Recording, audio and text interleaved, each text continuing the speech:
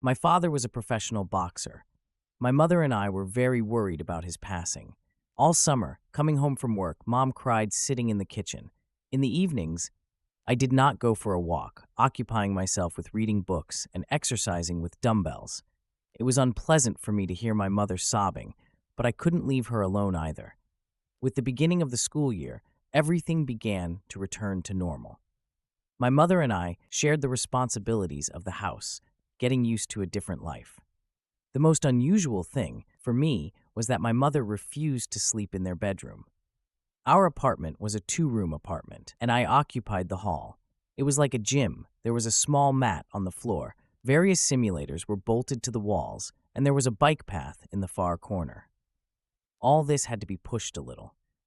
Mom sold her double bed that stood in the bedroom and bought herself a small sofa, which had to be placed in the hall. In addition, she asked to move her dressing table from the bedroom. We put the bike path and the mat in the bedroom.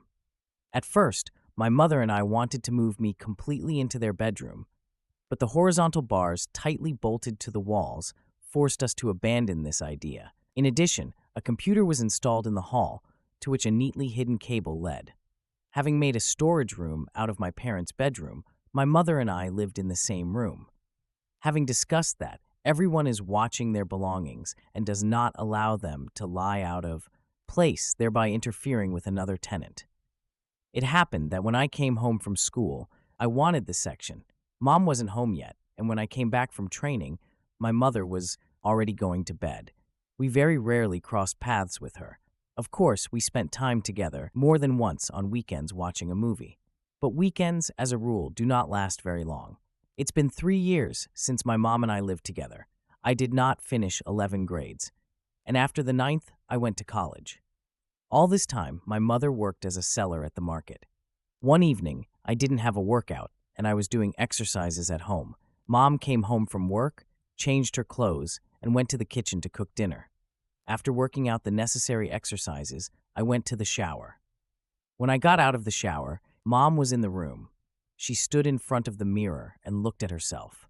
She was wearing a new set of underwear. "The soup is cooked. Let it stand for a while, and in 15 minutes we'll go to dinner," she said, turning in different directions and looking at the new thing. I've watched her more than once when she was standing in front of the mirror trying on her outfits. "Do I need to congratulate you on the new thing?" I decided to talk to my mother. "I didn't buy it, but they gave it to me." Mom answered immediately, as if she was just waiting for me to pay attention to her. "Cool." Without paying much attention to her words, I put on my headphones and stared at the computer monitor. A few days later, Mom was hanging around the mirror again. It seemed strange to me that my mother was given underwear too often. One day, when Mom was trying on her gifts again, I noticed that her actions were not the same as usual. She was talking incoherently and swaying all the time. Mom was drunk. I was lying on my couch and flipping through a magazine. Sometimes I looked at my mother. "How do you like it?" she asked, posing in front of me. "You have a man who gives you all this." "Do I understand correctly?" I asked, looking at my mother's face. "You're right. It turns out I'm still quite attractive. And young men like me," she replied, squatting down next to the sofa. "Is he young?" I asked. "He's 10 years younger than me, but it doesn't bother him. He's crazy about me." It was useless to ask my mother about her attitude to the affair that had happened. She did not hide her delight at being courted by a young man. It didn't seem out of the ordinary. To me, I knew perfectly well that my mother could still be happy with another person. After all, life goes on. The only thing I didn't like was that Mom smelled like alcohol. Not wanting to continue the conversation, I turned away from her to the wall, wishing her good night. One evening, I decided to earn money by unloading wagons. When I called my mom, I warned her that I would be home later than usual. When I approached the house, the light was on in the kitchen. I thought that Mom was waiting for me and would not go to bed. Once in the hallway of the apartment, I heard a noise in the kitchen. It seemed that dishes had fallen off the table. Without taking off my sneakers, I rushed to the kitchen. I was stunned by what I saw. A man I didn't know made love to her. Something clicked in my head. I took a step forward and grabbed him by the collar of his shirt. The man did not expect such a turn of events. I grabbed him by the breasts with both hands and pushed him out of the kitchen. I lifted him by the shoulders and forcefully pushed him out of the apartment. After slamming the front door, I stood for a few minutes with my eyes closed. I could hear the guy I pushed out swearing on the landing. He did not break back into the apartment. I took off my sneakers and went back into the kitchen. She was very drunk. I carried my mother into the room. I put her on the couch and went to clean up the kitchen. The next day, not wanting to talk to my mother, I left again to unload the wagons. In the evening, my mother and I had a rude conversation. "Do you understand what you've done?" Mom started swearing. "Do you know who it was? This is our master. He has retail outlets all over the area. I don't care about him," I replied rudely. "Why did you decide that? He loves me." Mom didn't. "Stop. You don't do that to your loved ones," I replied and covered my head with a blanket. 2 days after these events, I was walking through the square located near our house. I was shouted at. Standing in front of me was the same guy I had pushed out of my apartment. There was a bruise under his eye. There were 2 other guys standing in the back. "Hey puppy, we need to talk." With an impudent smile, he turned to me, feeling his superiority over me. "You can't do that either. 3 against 1. I heard a familiar voice from the right. A friend of Dad's whom I had known since childhood came up to us. "You should have walked by, old man, before you were thrown." The mother's abuser continued in a confident voice. I knew perfectly well that Dad's friend appeared very timely. I had no doubt that, together, we could handle the scumbags and their leader. I stepped up to meet them and hit them, first again, hoping for the outcome of the fight in our favor. Dad's friend asked me the reason for the fight. I told him everything as it is. "Yes, indeed, you have started a hard life. Well, don't worry. Let me know if there's anything. We'll help." He encouraged me, straightening his clothes. My mother worried me the most. The scene I saw in the kitchen recently kept coming back to me. On the way home, I thought about how it was possible for her to fall in love with such a vile person. Does Mom really like all this? There was a surprise waiting for me in the apartment again. When I entered the apartment, I bumped into my mother in the hallway.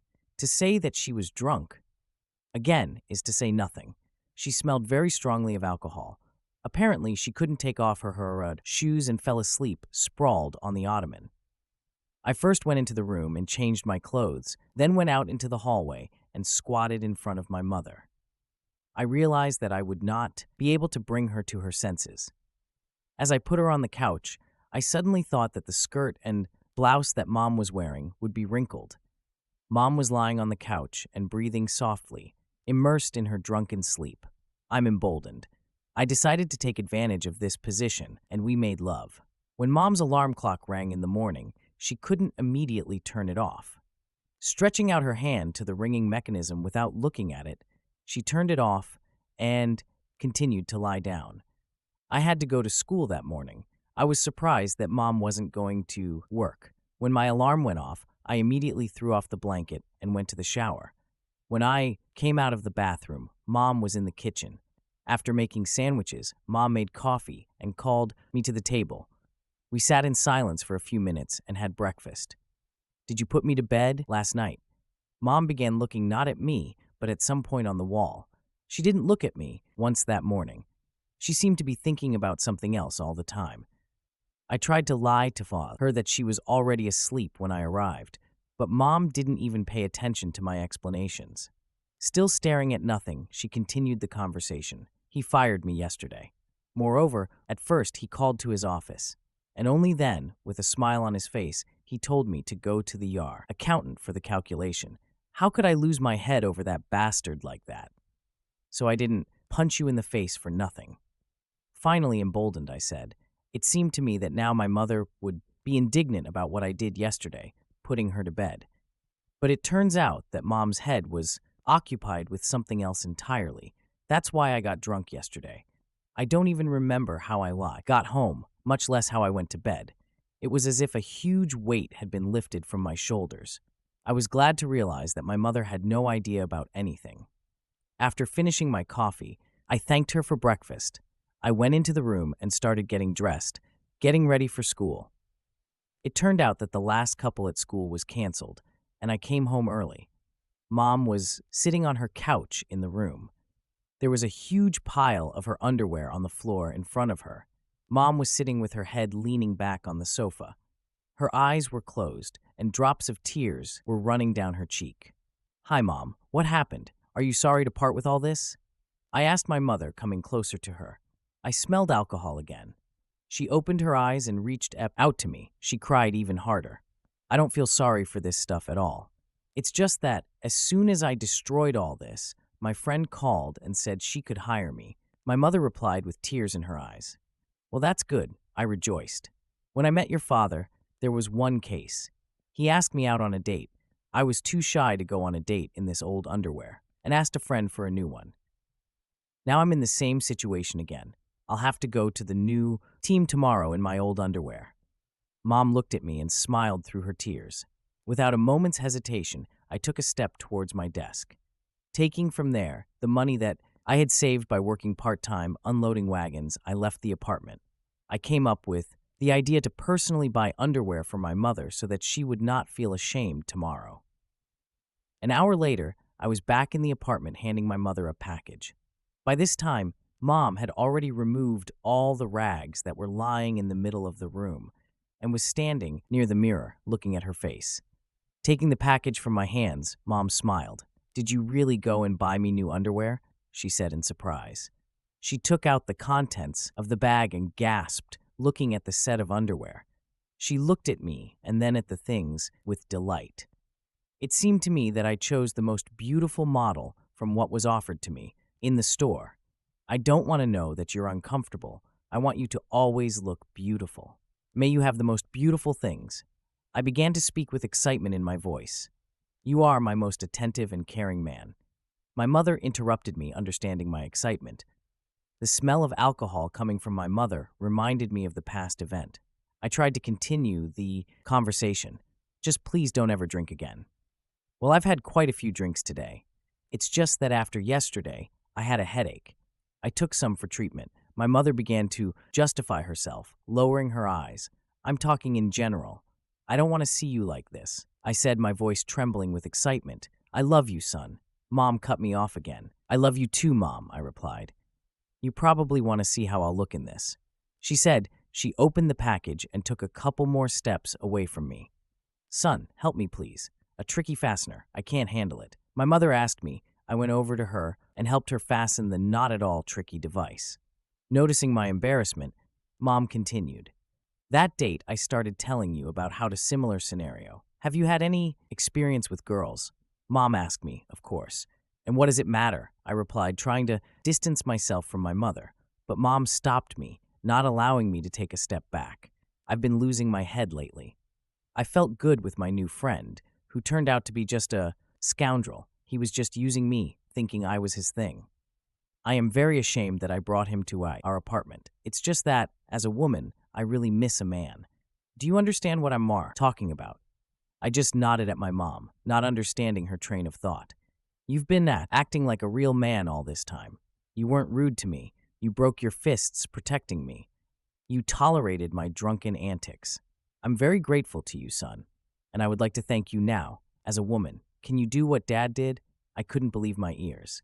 The words spoken by my mother became quite clear to me. I wanted to tell her not to thank me, but my mind was clouded. We went into the bedroom and made love. "Thank you, son, for having you. I will never do anything you don't like again. I promise I won't touch alcohol at all." "Well, I don't mind a reasonable amount on holidays," I replied with a smile.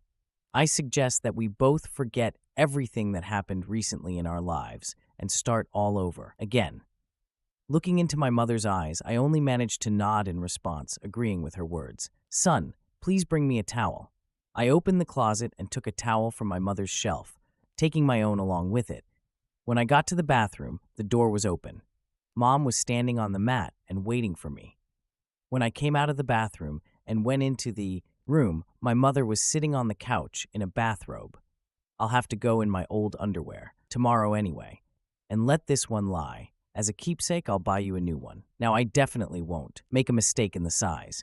"How caring you are," Mom smiled, getting up from the couch. After all these events, my mother and I lived as friends. We could discuss with her some of the topics that appeared in our lives. Mom continued to consult with me about the choice of her outfits, which she bought for herself. I often asked my mom for advice when I went on a date with another girl. There were times when Mom forgot her towel and I brought it to her in the bathroom. Our views have always crossed at the same time, but neither of us felt much excitement. Time passed. Mom moved back into her bedroom. We have pasted beautiful new wallpaper there. Mom ordered gorgeous curtains. My studies at the college were coming to an end. Mom was well received in the new team. She always came home from work cheerful. One day, Mom came home with a bouquet of flowers. I knew perfectly well that Mom had a man again. One evening, my mother started a conversation with me. "Son, I would like to tell you something important." She began with excitement in her voice. It was obvious that Mom was very worried. I decided to help her cope with this excitement. "Do you want to tell me that you have a loved one?" I asked my mom a question, looking her straight in the eye. "Yes, how did you guess?" "He proposed to me," Mom said quickly, blushing. "Well, it wasn't difficult at all. I realized this as soon as bouquets of flowers began to appear in our apartment." I smiled back. Mom relaxed a little. The blush on her cheeks had subsided. Sighing with relief, she asked, "How do you like it? What do you think about this?" "First of all, I want you to be happy," I replied. "I'm very happy for you. You are a very beautiful woman who must have a man she loves. He's not young. He's a few years older than me. We've been dating for 6 months now." Having given away all her secrets at once, my mother looked at me with joyful eyes, realizing that I supported her. "I have news for you too, Mom." I translated the topic of conversation. I was handed a summons to the army. Mom's face immediately changed. It seemed that tears were about to flow from her eyes. Tears, after all, could not be avoided. "Well, stop crying, Mom. There's nothing special about it. All the guys serve in the army, and I am no exception. And right now, you just need to take a closer look at a new person. Everything that happens is for the best." I began to reassure my mother. "Can we come to the recruiting station together, son, to see you off?" Mom asked, looking me straight in the eye with her tear-stained eyes. Of course, Mom will get to know each other at the same time. After this conversation, time seemed to accelerate its course. Imperceptibly, the day came when I stood in the ranks of recruits at the recruiting station. I was anxiously waiting for my mother to appear. She squeezed out of the crowd of mourners, holding a tall, respectable man by the arm. I immediately liked this man outwardly. When they got close, Mom introduced us. He held out his hand to me. "It was a pleasure to meet you, young man. I wish you an easy service and a speedy return." "Thanks, it was nice to see you too. Now, I am sure that Mom is in good hands. Don't worry, son, we're fine." A command was given to the mourners to leave the place of construction. Mom started crying. They were moving away from me. Looking after them, I wanted to believe that everything would be fine with them, that Mom had finally found her happiness.